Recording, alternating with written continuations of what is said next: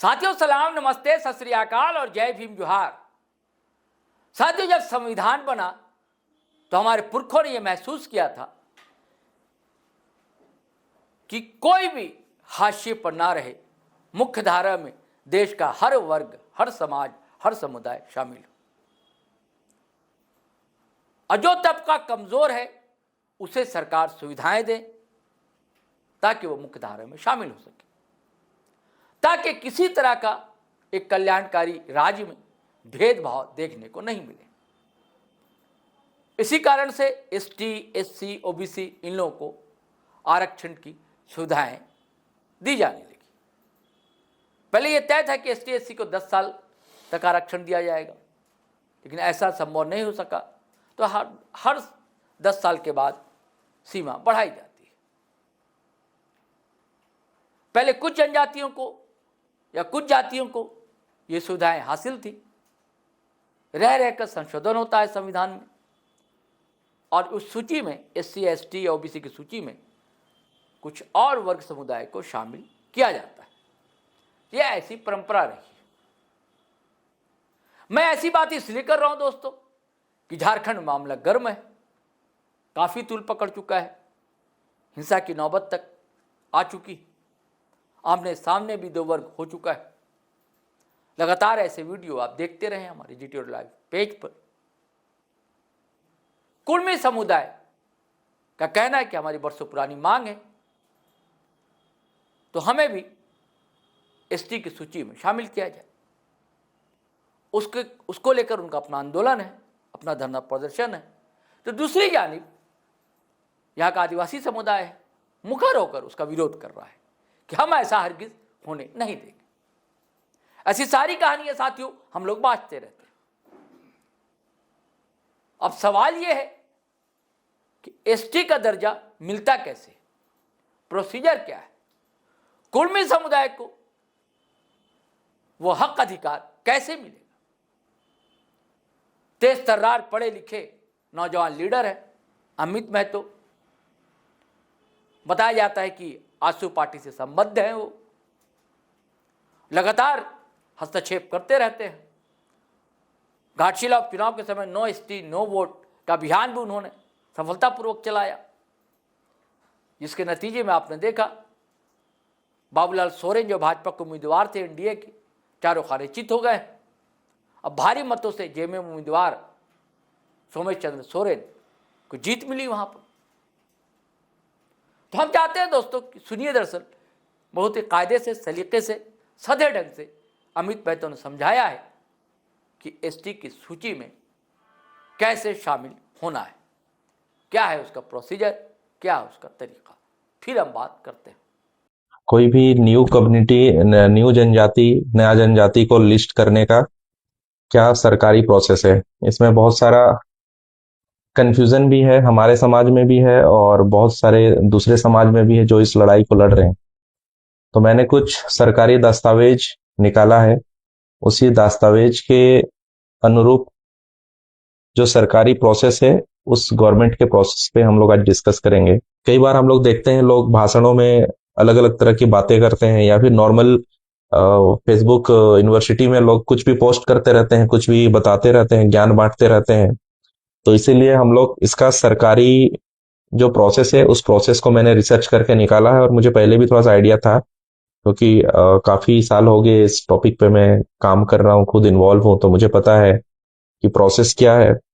और इसमें इस प्रोसेस को बताने के बाद हम लोग ये भी डिस्कस करेंगे, ये हो सकता है कि जो कुछ तर्क हैं कुर्मी कम्युनिटी को एसटी लिस्ट में शामिल कराने का, उसमें बहुत सारे हमारे बुद्धिजीवी लोग कुछ तर्क रखते हैं, उस तर्कों के बारे में भी हम लोग डिस्कस करेंगे। लेकिन पहले हम लोग उस संवैधानिक प्रोसेस की बात करते हैं, उस संवैधानिक मतलब प्रक्रिया की बात करते हैं जिसमें कि भारत संविधान के तहत किसी भी जनजाति को एसटी लिस्ट में सूचीबद्ध कराने का प्रोसेस क्या होता है, उस पर हम लोग बात करेंगे।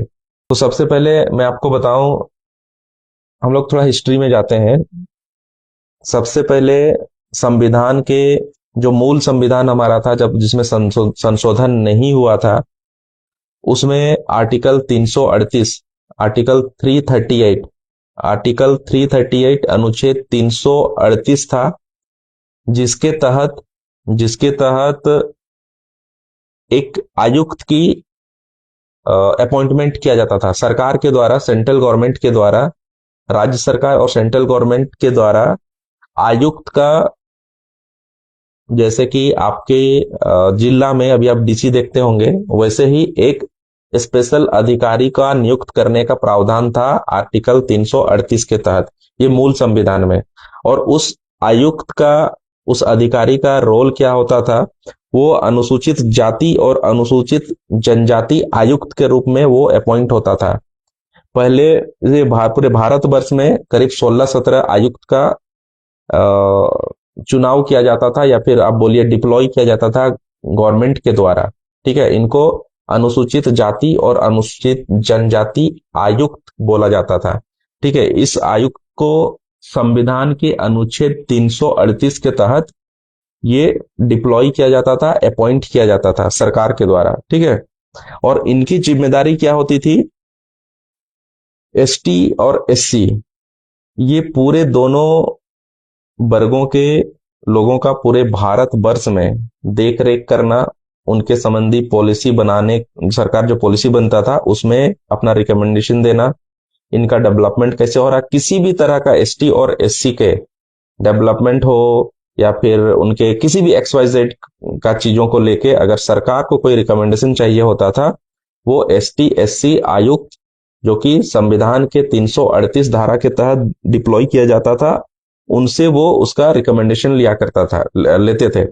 जैसे कि एग्जाम्पल के तौर पे अगर आज के डेट पे अगर आर्टिकल 338 के तहत अगर एसटी एससी लिस्ट में सूचीबद्ध कराने का प्रावधान होता, तो वो एसटी एससी आयुक्त से सेंट्रल गवर्नमेंट और राज्य सरकार कुर्मी जनजाति के बारे में रिपोर्ट लेता है।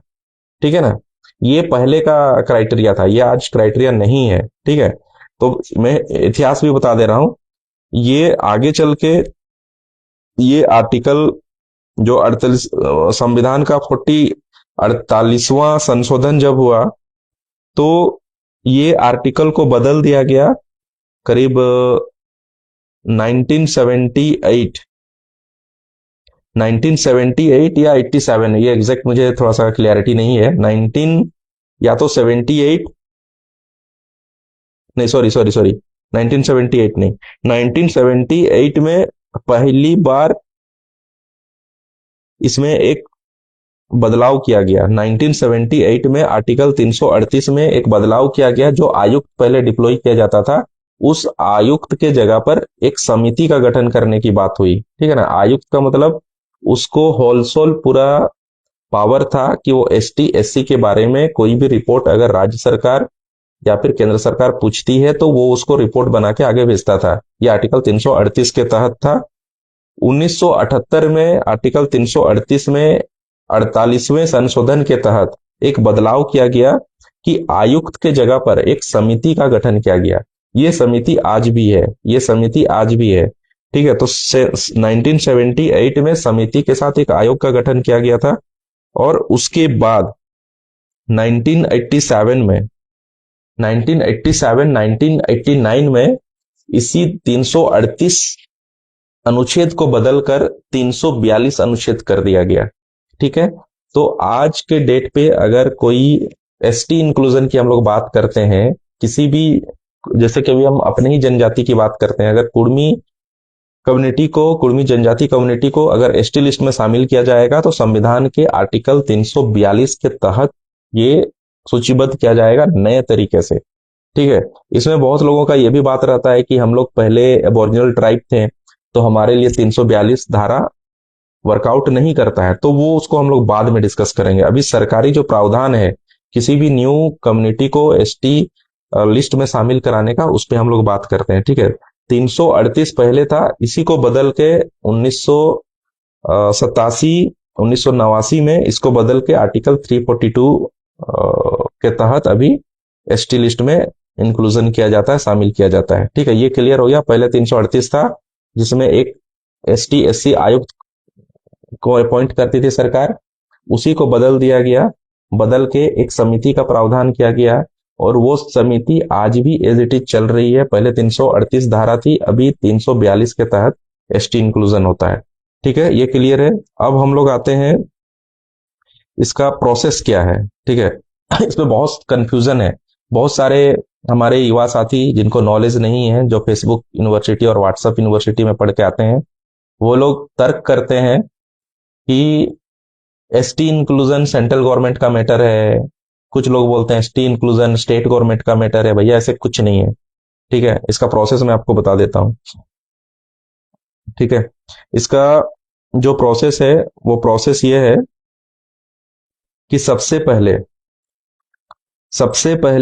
राज्य सरकार रिकमेंडेशन भेजेगी।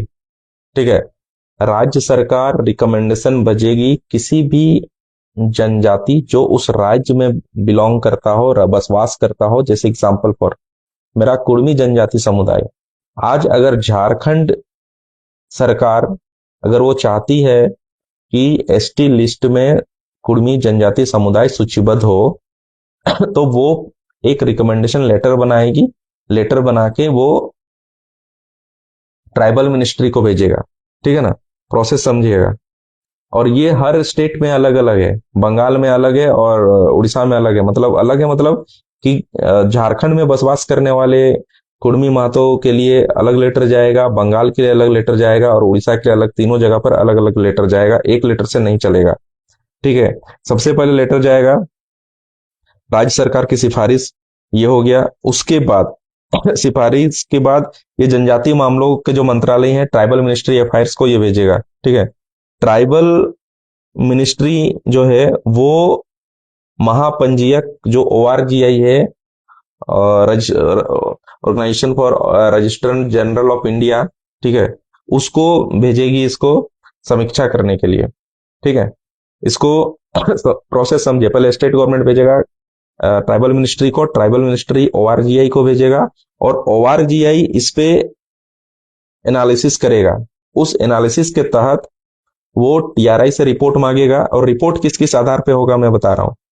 ठीक है, एथनोलॉजिकल जो सर्वे होगा, या तो सर्वे हो सकता है या फिर कोई रिपोर्ट मंगाया जा सकता है। ठीक है, एक है निवांश विज्ञान जिसको इंग्लिश में एथनोलॉजिकल बोला जाता है, और दूसरा है ऐतिहासिक साक्ष्यों के आधार पर रिपोर्ट की जांच। ठीक है, ये दो चीजों पे ORGI एनालिसिस करेगी। अगर उसको जरूरत महसूस पड़ता है तो TRI जो झारखंड में है, CRI बंगाल में है, ऐसे ही जो स्टेट गवर्नमेंट की गवर्निंग बॉडी होती है ट्राइबल रिसर्च इंस्टीट्यूट, जो ट्राइबल के ऊपर रिसर्च करता है, उससे वो रिपोर्ट मांग सकता है। ठीक है, ये रिपोर्ट जो होगा वो किस तरह का होगा, एथनोलॉजिकल रिपोर्ट होगा, और दूसरा है ऐतिहासिक साक्ष्यों के आधार पर रिपोर्ट की जांच। ठीक है ना, ये दो तरह का वो जांच करेगा ORGI। राष्ट्र अनुसूचित जनजाति आयोग, उसके बाद ORGI की समीक्षा के बाद जो प्रस्ताव होगा, उस प्रस्ताव को राष्ट्र अनुसूचित जनजाति आयोग को भेजा जाएगा। ORGI समीक्षा करने के बाद राष्ट्र अनुसूचित जनजाति आयोग को भेजेगी। राष्ट्र अनुसूचित जनजाति आयोग इसको फिर से रिपोर्ट को अच्छा से चेक करेगी। अगर उसको लगता है कि ये रिपोर्ट सही है और उस कम्युनिटी को एसटी लिस्ट में शामिल करना चाहिए, तो वो कैबिनेट का निर्णय के लिए वो कैबिनेट को भेज देती है।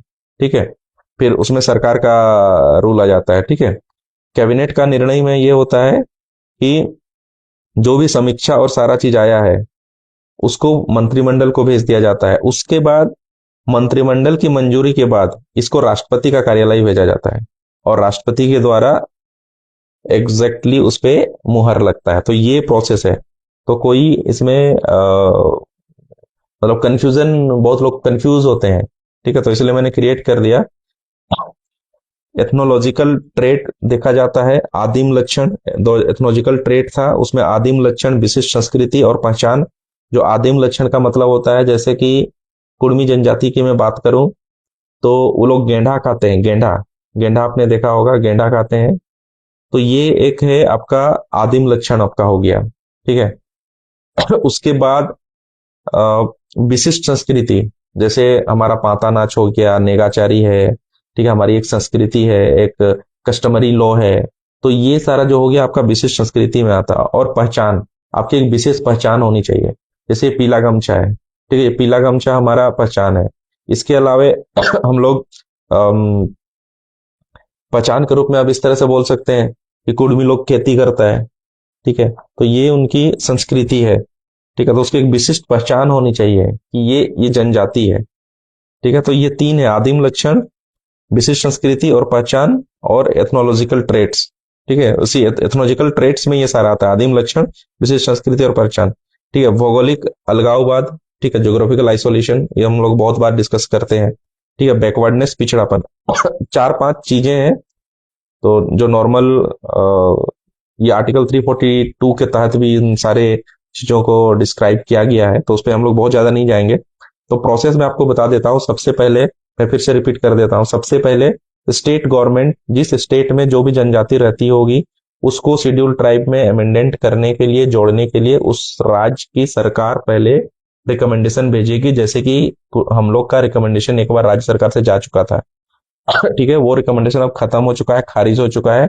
क्योंकि जब रिकमेंडेशन जाता है ट्राइबल मिनिस्ट्री को, तो ट्राइबल मिनिस्ट्री उस पे क्या करता है, दो तरह का समीक्षा करता है।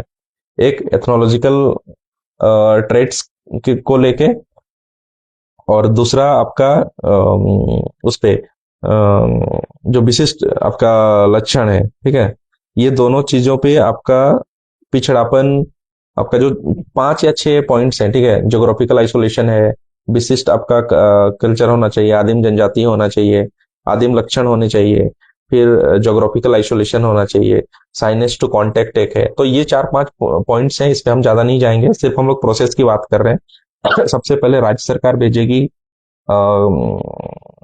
ट्राइबल मिनिस्ट्री को, ट्राइबल मिनिस्ट्री भेजेगा ओआरजीआई को। स्टेप समझिए, ठीक है ना। सबसे पहले राज्य सरकार रिकमेंडेशन लेटर भेजेगी, ठीक है, रिकमेंडेशन लेटर भेजेगी आपका जनजाति मंत्रालय को। जनजाति मंत्रालय आपको ओआरजीआई को भेजेगा, रजिस्टर जनरल ऑफ इंडिया को, ठीक है।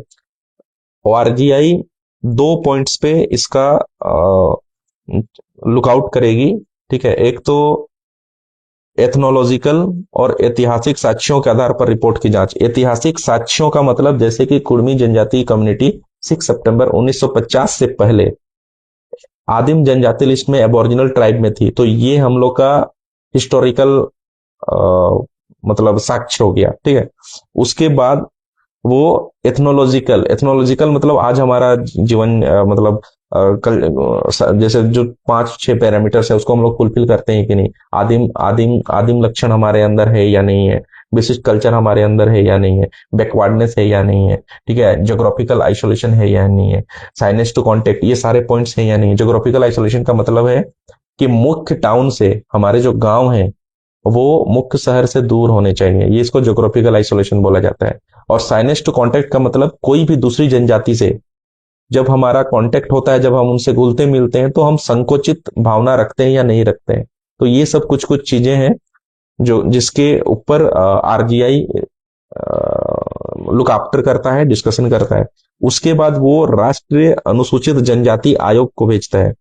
राष्ट्रीय अनुसूचित जनजाति आयोग जो ओआरजीआई से समीक्षा रिपोर्ट आया है उसको मंजूरी के लिए भेजता है अनुसूचित जनजाति आयोग को, ठीक है। उसके बाद अगर राष्ट्रीय अनुसूचित जनजाति आयोग इसको अगर ओके कर देता है ओआरजीआई का समीक्षा रिपोर्ट को, अगर पॉजिटिव बना है तो फिर ये कैबिनेट का निर्णय के लिए जाता है। कैबिनेट का निर्णय में जाने के बाद कैबिनेट में इसको डिस्कशन किया जाता है, ठीक है। उसमें जो डिबेट होता है, जैसे कोई लॉ बनता है तो उसमें जैसे डिबेट किया जाता है, वैसे ही वो कैबिनेट में भेजा जाता है। उसके बाद कैबिनेट से राष्ट्रपति अंतिम जो मंजूरी होती है वो मंत्रिमंडल की मंजूरी के बाद राष्ट्रपति को भेजा जाता है, राष्ट्रपति से फाइनली मुहर लगता है, ठीक है। तो क्लियर हो गया पॉइंट। पहला स्टेप 1, स्टेट गवर्नमेंट्स रिकमेंड करेगी ट्राइबल मिनिस्ट्री को, ट्राइबल मिनिस्ट्री भेजेगा इस रिकमेंडेशन को ओआरजीआई को। ओआरजीआई आपको एथनोलॉजिकल ट्रेट्स को के बिहाफ पे और आपका हिस्ट्री, पास्ट हिस्ट्री के अनुसार एक रिपोर्ट तैयार करेगा, जो एथनोलॉजिकल ट्रेट है, इसी के लिए कुर्मी जनजाति का जब रिकमेंडेशन किया गया था तो टीआरआई पे रिपोर्ट के लिए भेजा गया था, जिसपे कि टीआरआई का रिपोर्ट गलत सलत बना के भेजा गया वापस ओआरजीआई को, और वहीं से वो खारिज हो गया। ठीक है, तो तीसरा है आपका ओआरजीआई, वो इसको समीक्षा करेगा। ओआरजीआई समीक्षा करने के बाद राष्ट्रीय राष्ट्रीय अनुसूचित जनजाति आयोग को इसको भेजा जाएगा। राष्ट्र अनुसूचित जनजाति आयोग ओआरजीआई के उस समीक्षा रिपोर्ट को, उस विश्लेषण को एक बार रीड करेगा। रीड करने के बाद अगर उसको लगता है कि इसको आगे भेजना चाहिए तो वो मंत्रिमंडल में भेजेगा। मंत्रिमंडल में भेजने के बाद मंत्रिमंडल में ये एक बिल बनेगा और उसके बाद वो राष्ट्रपति के यहाँ जाएगा। मतलब टोटल 6 स्टेप हैं किसी भी जनजाति समुदाय को एसटी लिस्ट में सूचीबद्ध होने का। टोटल 6 स्टेप्स हैं आर्टिकल 342 के तहत। पहले ये आर्टिकल 338 था, 338 को ही बदल के 342 कर दिया गया। आर्टिकल 338 के तहत एक एसटी और एससी आयुक्त का चयन करके सरकार डिप्लॉय करती थी पूरे भारतवर्ष में। पहले 1978 के दशक के आसपास, 1978 से लेके 1989 तक पूरे भारतवर्ष में 16, 17 या 18 ऐसे आयुक्तों की नियुक्ति होती थी। यही आयुक्त पूरे एसटी एससी समुदाय के बारे में जो भी रिकमेंडेशन लेटर या कुछ भी न्यू इंक्लूजन एक्सक्लूजन या कोई भी XYZ तरह का रिपोर्ट सरकार को अगर चाहिए होता था तो यही लोग रिपोर्ट बना के भेजते थे।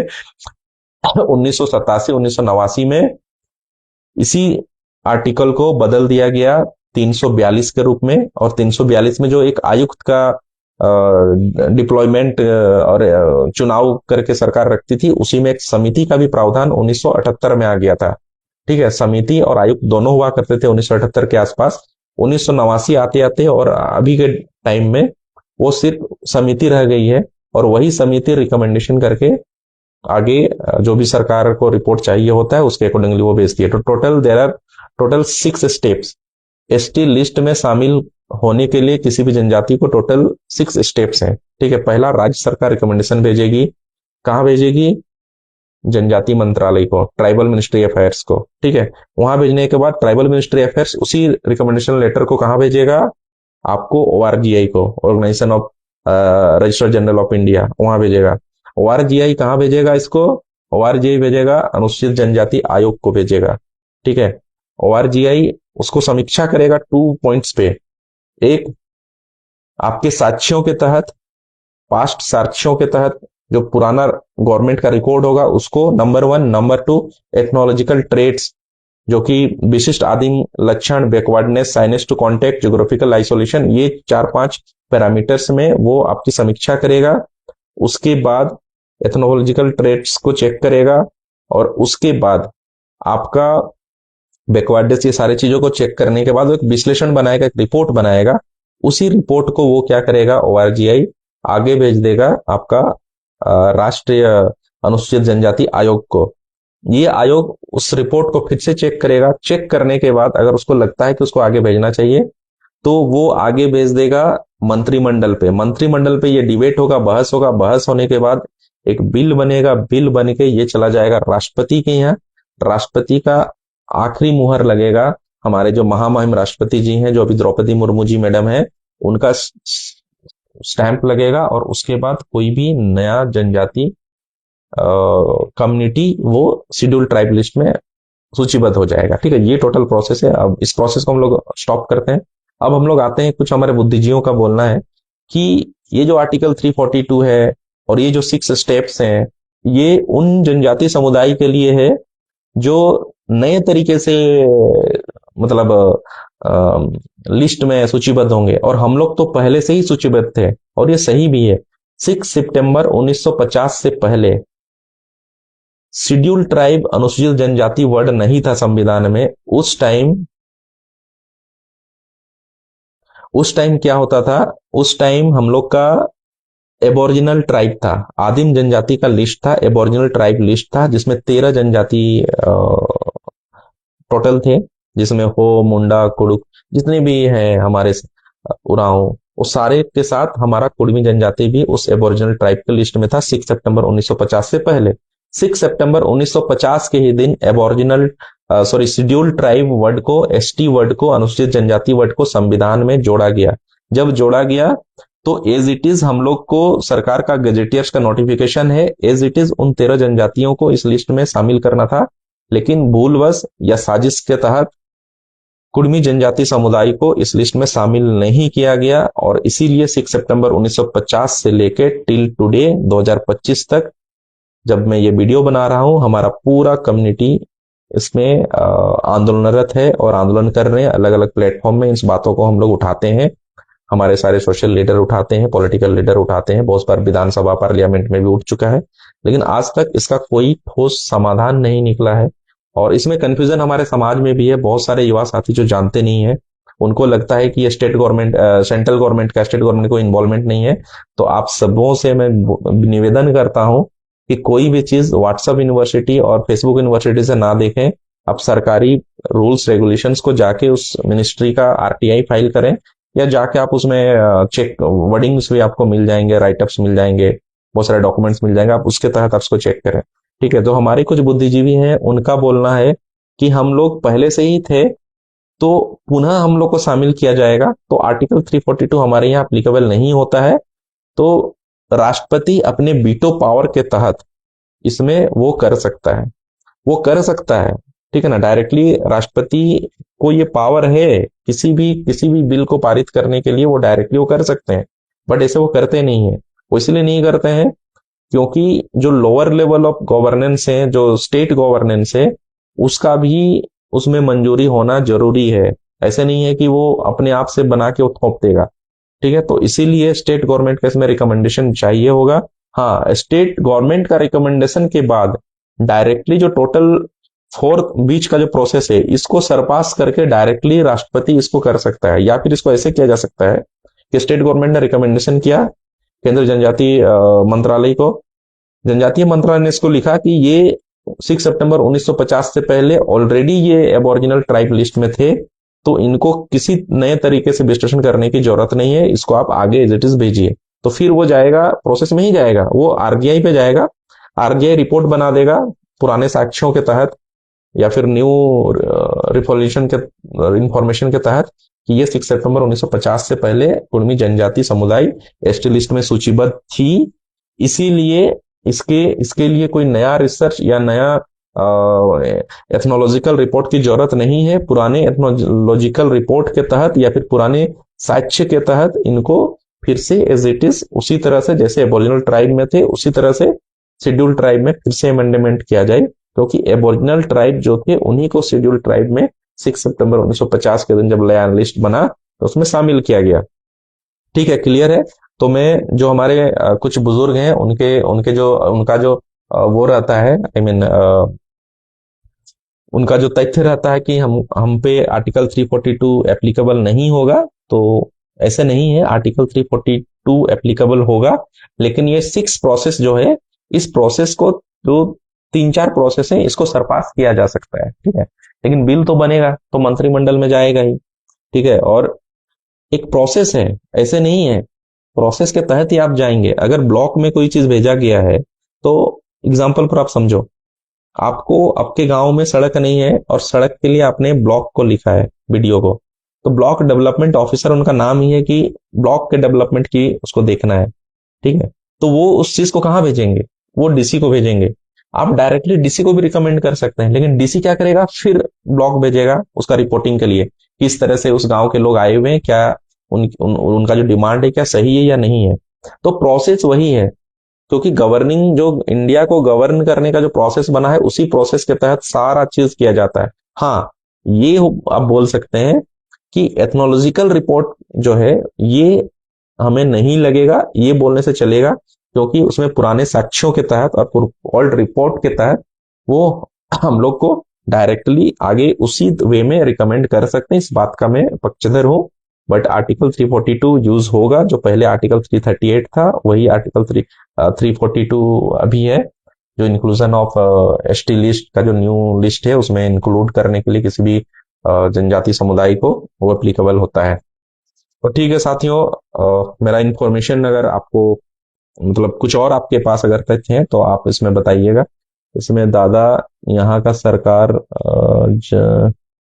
जोनाथन बाइजू, दादा यहाँ का सरकार को कभी नहीं ऐसा ऐसा पेपर भेजेगा। नहीं, वो तो हम लोग को करना पड़ेगा, ठीक है ना, सरकार को विवश करना पड़ेगा। और अभी हम लोगों ने मतलब मैंने और कुछ मेरे साथियों ने नो एसटी नो वोट का हम लोगों ने कैंपेन चलाया था घाटशिला में, और प्रेशराइज करने का कोशिश किया था। तो वैसे ही हम लोग को आगे चल के कुछ बड़ा आंदोलन का स्टेप्स लेना पड़ेगा, तभी सरकार को आप अपने मतलब जो डिमांड है उसके लिए अग्रसरित कर सकते हैं और उनको प्रेशराइज कर सकते हैं। और आपको प्रोसेस पता होना चाहिए, क्योंकि प्रोसेस अगर पता नहीं होगा तो बहुत बार क्या होता है कि ऑफिसर्स, गवर्नमेंट ऑफिसर्स हमारे आंदोलन को खत्म करने के लिए या फिर जो हमारे मतलब अगेंस्ट वाले लोग हैं वो हम लोग के साथ खेलते हैं। जैसे झारखंड से जब 2013-14 में रिकमेंडेशन गया था तो उसका क्या हुआ, रिकमेंडेशन गया, रिकमेंडेशन के बाद टीआरआई पे के पास रिपोर्ट आया आरजीआई का कि आप रिपोर्ट बना के भेजें। लोकसभा में बिल नहीं जाए, अरे बाबा वही लोकसभा है, मंत्रिमंडल को ही लोकसभा बोलते हैं, ठीक है नीतीश, ठीक है नीतीश, मैं फिर से बोल देता हूँ, 6 स्टेप्स है, ठीक है। नंबर 1, राज्य सरकार रिकमेंडेशन भेजेगा। ये रिकमेंडेशन राज्य सरकार का कैसे जाएगा, तो वो पूरे विधानसभा में रिकमेंड करके वो भेजेगा रिकमेंडेशन, ऐसे नहीं कि लेटर में रिकमेंड करके भेज दिया, ठीक है। लेटर में रिकमेंड करके भी भेजेगा तो सभी विधायकों का साइन उसमें होगा, या फिर उसको विधानसभा अध्यक्ष के द्वारा एक बिल टाइप का बना के एक डॉक्यूमेंट भेजा जाएगा, ठीक है ना। वो उसको वो रिकमेंड होगा, वो लेटर में लिख के भेजने से रिकमेंडेशन वो जायज नहीं होगा, ठीक है ना। तो पहला रिकमेंडेशन यहाँ से जाएगा, रिकमेंडेशन जाएगा ट्राइबल मिनिस्ट्री के पास, ट्राइबल मिनिस्ट्री भेजेगा ओआरजीआई के पास, ठीक है। ओआरजीआई महाप्रबंधक क्या महाअभिलेखा कुछ हिंदी में बोलते हैं, ठीक है, रजिस्ट्रार जनरल ऑफ इंडिया, ठीक है, वहां जाएगा, वहां वो समीक्षा करेगा 2 पॉइंट्स के ऊपर, ठीक है ना, 2 नहीं टोटल 5 पॉइंट्स है, ठीक है। एक तो आपका एथनोलॉजिकल ट्रेट, जो कि आपका आदिम जनजाति का ट्रेट है या नहीं है, ठीक है। उसके बाद विशिष्ट कल्चर है या नहीं है, ठीक है, ये सारा चीज चेक करेगा। चेक करने के बाद बैकवर्डनेस होगा, साइनेस टू कॉन्टेक्ट, ज्योग्राफिकल आइसोलेशन, ठीक है, आजकल तो ज्योग्राफिकल आइसोलेशन बहुत कम रह गया। तो ये सारे पॉइंट्स पे डिस्कस कर रिपोर्ट बनाने के बाद वो उसको आगे भेजेगा राष्ट्रीय अनुसूचित जनजाति आयोग को। राष्ट्रीय अनुसूचित जनजाति आयोग आगे इसको भेजेगा आपका लोकसभा, जो आप मंत्रिमंडल की हम बात कर रहे हैं, तो वो जाएगा, ठीक है, लोकसभा में जाएगा, लोकसभा से वो पारित होगा, लोकसभा से पारित होने के बाद फिर वो जाएगा राष्ट्रपति के पास, महामहिम राष्ट्रपति जी के पास जाएगा, वहां से फिर मुहर लगेगा, वो फाइनल फिर हो गया, ठीक है। तो ठीक है साथियों, सबको मेरा झारखंडी जोहार, कुड़माली जोहार। तो साथियों, आपने अमित महतो को सुना, बहुत ही बारीक बीनी की है उन्होंने, तीक्ष्णता से सारी बातें समझाई है, साफगोई भी है उसमें। तो चलिए साथियों, इजाजत दीजिए, आज्ञा दीजिए, लेकिन आपसे गुजारिश है कि अगर आपने हमारा चैनल सब्सक्राइब नहीं किया तो कर लीजिए। अब वीडियो हमेशा की तरह धड़ाधड़ फटाफट खटाखट शेयर कीजिए, लाइक कीजिए, कमेंट कीजिए, आज्ञा दीजिए, इजाजत दीजिए। जय हिंद, जय भारत।